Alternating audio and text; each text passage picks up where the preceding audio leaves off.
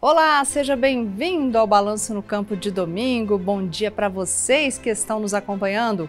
Hoje a gente segue falando dos impactos do clima nas lavouras de café. Muitos cafeicultores de diferentes regiões de Minas Gerais já relataram problemas como queda de chumbinho e a falta de café no pé. E o que fazer em caso de perdas? Vamos trazer respostas para você, produtor, que segue de olho no clima e com a esperança de uma safra boa. E tem ainda muitas outras reportagens para você acompanhar.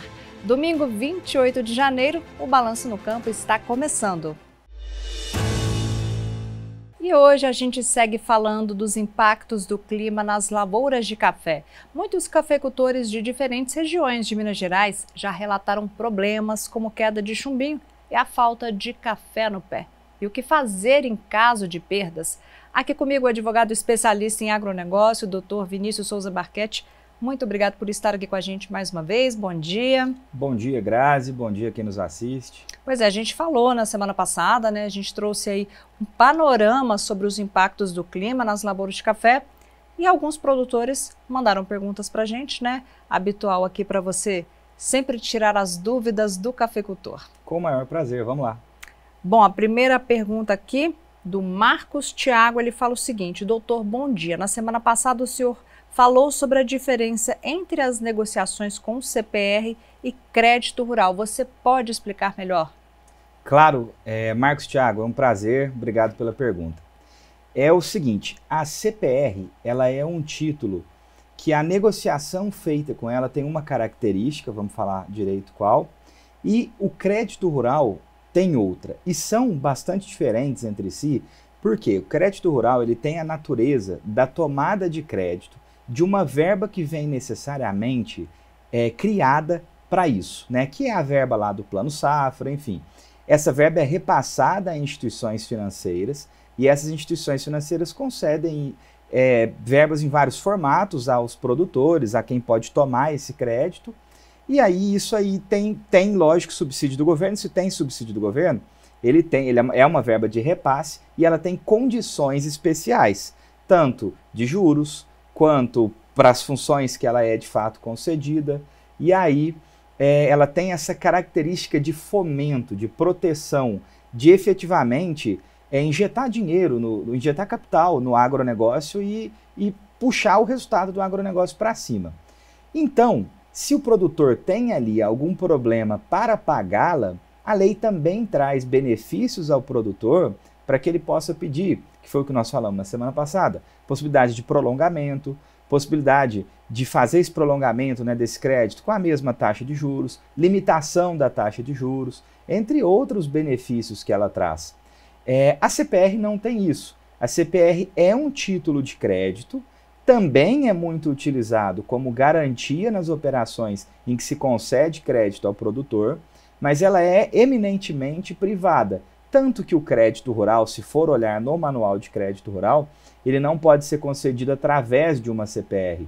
A CPR, a ideia dela é que ela seja, e essa foi a ideia fundacional do título, é que ele seja de fato utilizado em financiamentos privados que não utilizem essa verba que é de repasse, uma verba governamental.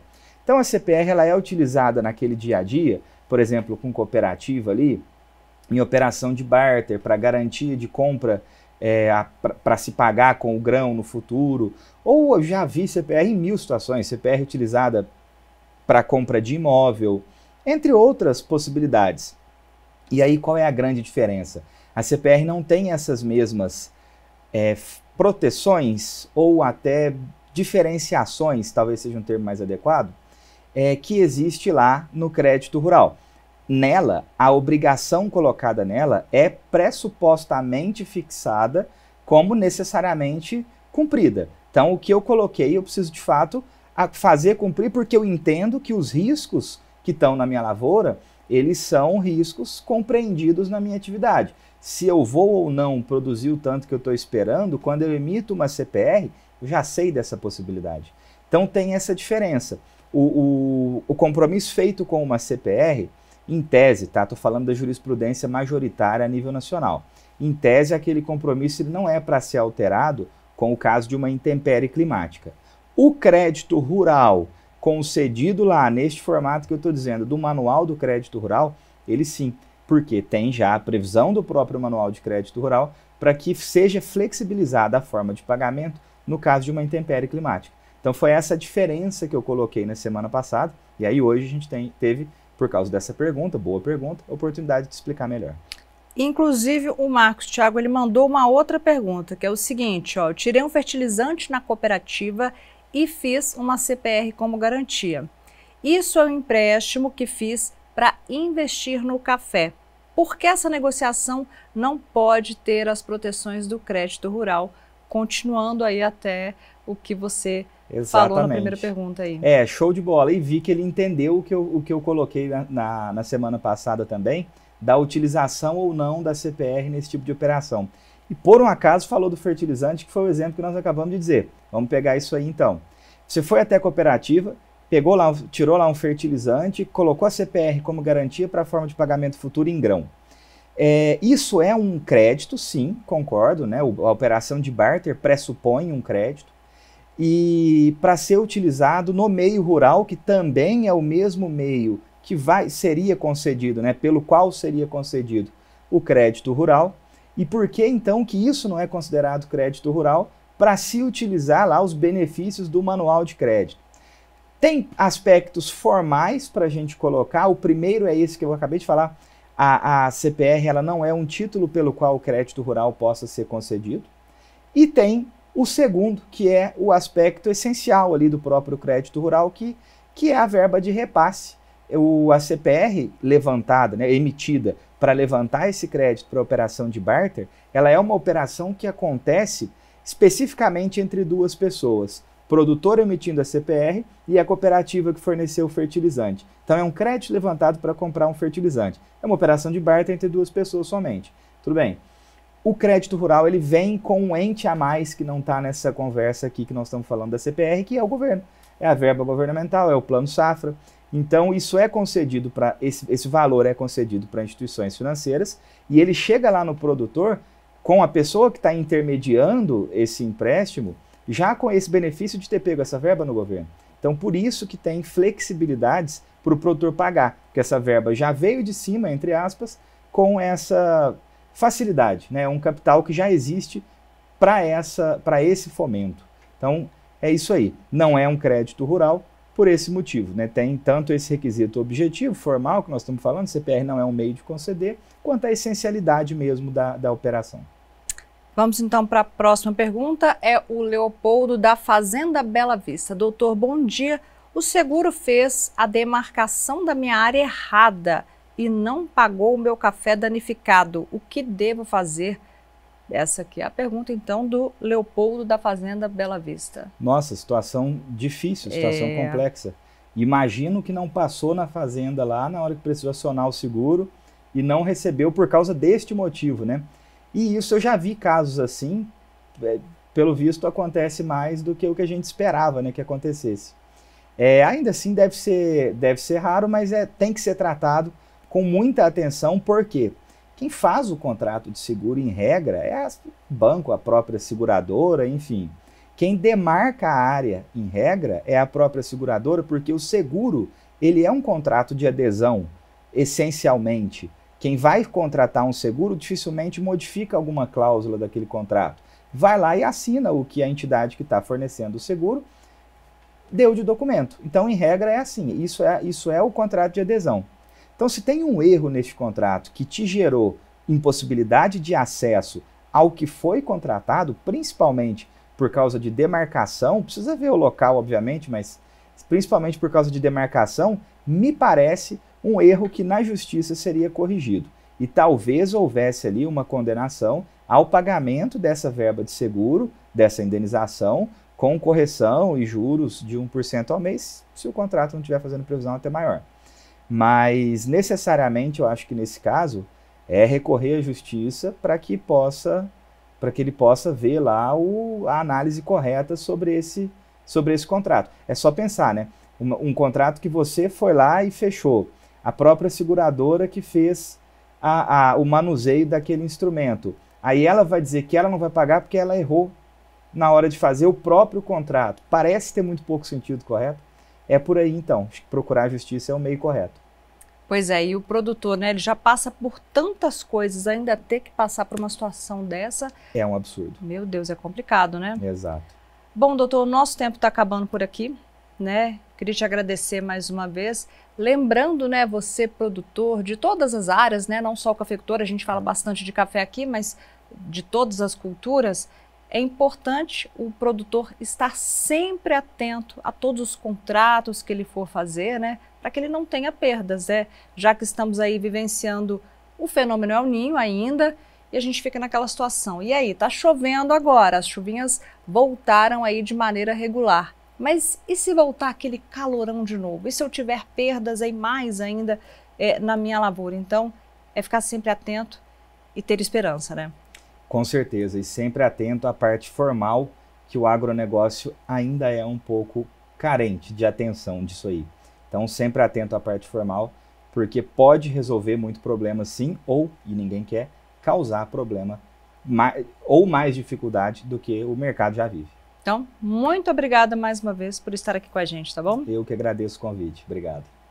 Bom, gente, o Balanço no Campo segue por aqui. Agora tem um recado do Sicoob Credivar. Quer vender e crescer mais? Então conte com as soluções integradas de pagamento da Cipag, a maquininha para fazer bons negócios do Sicoob.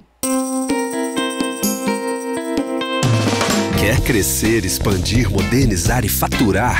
Suba junto com a Cipag. Só a Cipag tem a tecnologia do cooperativismo para você crescer mais e ganhar junto. Tem estabilidade nas alturas e tem soluções de pagamento e gestão completas para colocar seu desempenho lá em cima. Cipag é 100% do cooperativismo. Procure uma cooperativa do Sicoob e se prepare para subir junto com a Cipag. Presente em todos os estados do Brasil, as soluções de pagamento da Cipag vão muito além das maquininhas de cartão. Elas oferecem soluções completas para meio de pagamento, como pagamento recorrente, crediário, link de pagamento, e-commerce, antecipação de recebíveis, entre muitas outras. Não importa o tamanho ou o segmento da empresa, tem sempre uma solução Cipag sob medida para cada negócio. Cipag tem tecnologia 100% do cooperativismo para aumentar as vendas, hein? Adquira a sua no Sicoob Credivar, mais perto de você. As exportações do agronegócio mineiro bateram recorde em volume no ano de 2023 e o café segue sendo o principal produto do setor. A exportação recorde do agro em Minas em 2023 ajudou a puxar a economia do estado e do país. Minas enviou para o exterior 15,6 milhões de toneladas de commodities. O volume foi 13,3% maior em comparação com o ano anterior. Café, complexo soja, sucro alcooleiro, carnes e produtos florestais foram os principais segmentos exportadores. Mais de 175 países do mundo receberam os produtos de Minas, com destaque para os grandes parceiros, como a China, Estados Unidos, Alemanha, Itália e Japão. O destaque em produtos, a gente pode falar do setor sucroalcooleiro, que quase 2 bilhões de dólares exportou para outros países, sendo o açúcar correspondente a 95% do volume exportado. No que diz respeito aos produtos florestais, as exportações de celulose, madeira, papel e borracha somaram 1 bilhão de dólares e 1,6 milhões de toneladas, representando um aumento de 10% na receita e 19% no volume.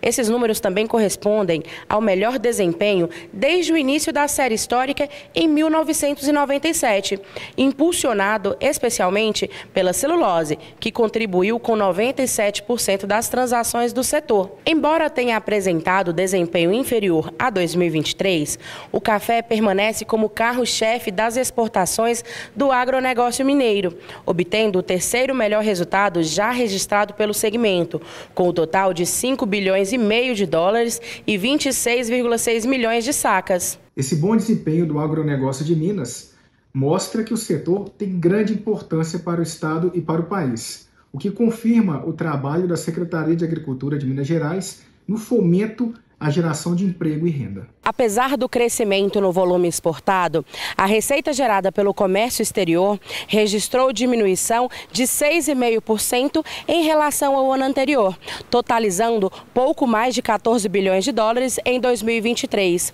Esse declínio ocorreu por conta da redução dos preços das commodities do mercado internacional, com a queda média de 17%. Vale a pena lembrar que as exportações do agro representam 36% de tudo que Minas vende para o exterior. Muito representativo. E vamos continuar dando total apoio a esse setor. Queremos mostrar para o Brasil e para o mundo que temos aqui produtos de altíssima qualidade, muito competitivos. A China se manteve como o principal parceiro comercial do agronegócio mineiro, respondendo por 33% das compras, seguido pelos Estados Unidos 8%, Alemanha 7%, Itália e Japão 4%. Em 2023, mais 9 países estrearam suas transações com o setor, incluindo Ruanda, Bielorrússia, Tonga e Bósnia e Herzegovina. Segundo dados da CEAPA, o complexo sucroalcooleiro alcançou recorde de vendas, atingindo um total de 1,9 bilhão de dólares e 4,1 milhões de toneladas. O açúcar desempenhou um papel fundamental no crescimento do comércio exterior, registrando 1,8 bilhões de dólares e 3,9 milhões de toneladas enviadas. No setor do complexo soja, grãos, farelo e óleo, a receita foi de 3,5 bilhões de dólares e 6,7 milhões de toneladas, mantendo um faturamento estável, apesar de uma leve queda de 0,6% na receita, porém com um aumento de 15% no volume. Outro destaque foi o milho, que encerrou 2023 com um recorde de 190 milhões de dólares e 804 mil toneladas exportadas. Os dados apontam que as vendas de carnes apresentaram diminuição, impulsionada pela redução nas compras de carne bovina pela China. A receita total dessas commodities, incluindo carne bovina, frango, suína e outras, atingiu 1,3 bilhão de dólares e 431 milhões de toneladas exportadas. A carne de frango registrou um aumento recorde, impulsionada pelo aumento das compras da China, México e Rússia. Já a carne suína manteve a demanda aquecida e alcançou o melhor desempenho dos últimos 8 anos. Os ovos e derivados também tiveram o melhor desempenho dos últimos 11 anos.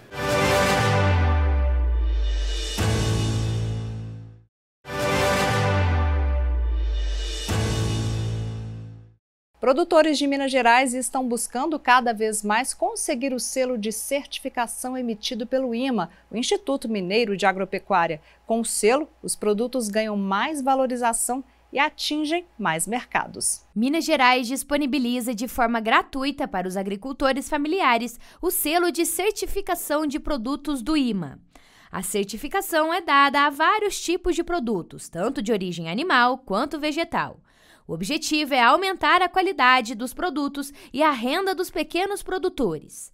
O IMA fiscaliza os processos higiênicos e garante a rastreabilidade, além da sustentabilidade dos produtos agropecuários. A gente tem uma média de certificações excelente, acima de 1.000 propriedades por ano, tendo como carro-chefe o programa Certifica Minas Café.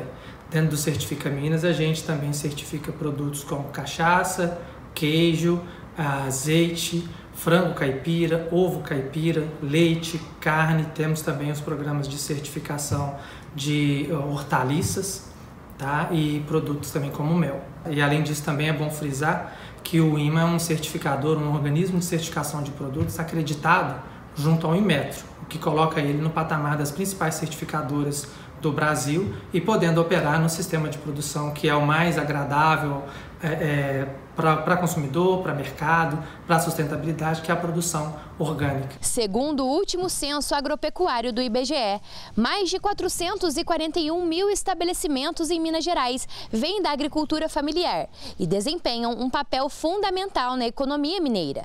Por isso, é importante que os produtores fiquem atentos ao benefício da certificação. A certificação ela é muito importante para o produtor, para ele, primeiro, principalmente quando a gente pensa no pequeno, no agricultor familiar, que é o nosso público-alvo.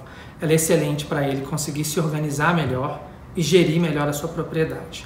Porque dentro das normas da certificação, e independentemente do escopo que a gente certifica, elas são sempre acima de 100 requisitos. Dentro desses requisitos há vários requisitos de gestão e de sustentabilidade. Então o produtor, quando voluntariamente opta por aprender e cumprir esses requisitos, ele começa a ficar mais organizado, a ter a propriedade na ponta do lápis, a conseguir verificar aonde ele pode atuar de forma positiva para melhorar ali uma boa prática de produção, uma boa prática de processamento do produto, definir qual talhão ele tem que investir melhor, aonde que ele tem que entrar com uma prática cultural mais interessante, práticas até simples como o manejo correto de adubação e o uso de defensivos nos programas em que isso é permitido, fazem toda a diferença. Então ele fica mais organizado, mais controlado, mais eficiente e passa ou a aumentar a sua produção ou ter uma produção mais qualificada de maior qualidade, agregando mais valor ao seu produto ao final. Ainda segundo o IMA, o selo é importante também para o consumidor, que se sente respeitado quando compra um produto de qualidade. Para o consumidor, é a possibilidade dele exercer na plenitude o seu poder de compra, né? Que ele sabe que ele é importante, né? Ele é o player mais importante nessa relação comercial. O consumidor hoje ele quer fazer a diferença, ele quer estimular com o dinheiro dele aquelas produções que fazem o que ele acredita, né? que promovem ali a sustentabilidade, principalmente nos meios de produção. O produtor tem um prazo de 3 meses para se adequar às normas exigidas pelo IMA. O produtor, ele tendo conhecimento dessa prestação de serviço por parte do IMA, ele pode nos contatar por e-mail, né? Ou até mesmo por telefone, para saber as etapas, mas o meio mais adequado é no nosso site, onde ele pode inclusive começar o processo e terminar todo de forma digital, em que a gente primeiro recebe a solicitação formal dele, que é um requerimento de certificação, onde o produtor vai colocar informações básicas da sua produção, da sua propriedade, e a gente analisa esse requerimento, aprovando, a gente emite para o produtor um contrato de prestação de serviço, tá? Lembrando que não tem custo para produtor familiar, por ser uma política pública, e para produtores que não são familiares é um preço de 100 UFENGs, hoje fica por volta de R$500, que é só a taxa da auditoria, que é a próxima etapa. Então o produtor ele requer a certificação, ele no site também pode baixar as normas e adequar-se a ela, porque é preciso, né? Logicamente é um processo de avaliação da conformidade, no qual o produtor vai adequar a sua produção voluntariamente aos requisitos, né, que a gente popularmente chama de checklist, né, os critérios de certificação. Campos experimentais da EPAMIG estão passando por intervenções para reestruturação e modernização das áreas de pesquisa.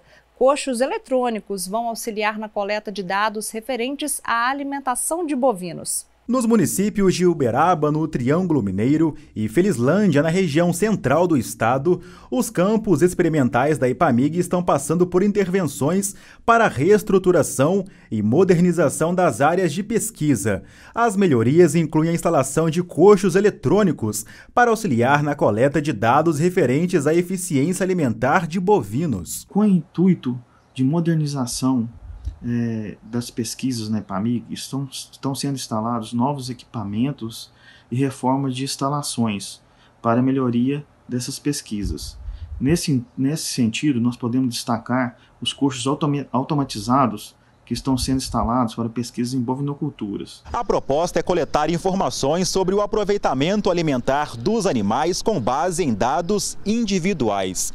A identificação de cada animal é feita por meio de um chip implantado na orelha, detectado pelo coxo na hora da alimentação. Um dos principais objetivos desse coxo é avaliar a eficiência alimentar dos animais. O que seria isso? É avaliar aquele animal que consome certa quantidade de alimento e consegue produzir mais do que os seus semelhantes, em carne e em leite.